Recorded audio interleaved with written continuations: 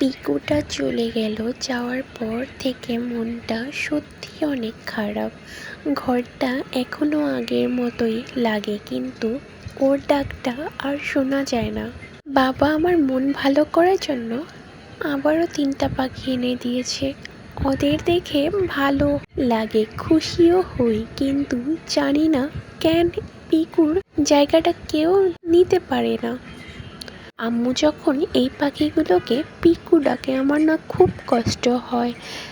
মাকে বলি যে মা, তুমি আর ডাকবে না এভাবে, ওদেরকে পিকু ডাকবে না, পিকু একটাই ছিল। কারণ পিকু শুধু একটা পাখি ছিল না, ও তো আমার সাথে কথা বিভিন্ন রকমের কথা বলতো, একদম মানুষের ছোট্ট বাচ্চার মতন কথা বলতো, অভিমান করতো, সারাদিন বক বক করতো। এই নতুনগুলো অনেক মিষ্টি, কিন্তু পিকুর মতো এত কথা বলতে পারে না। কিছু সম্পর্ক খুব ছোট হলেও মনের ভেতরে অনেক বড় একটা জায়গা নিয়ে থাকে।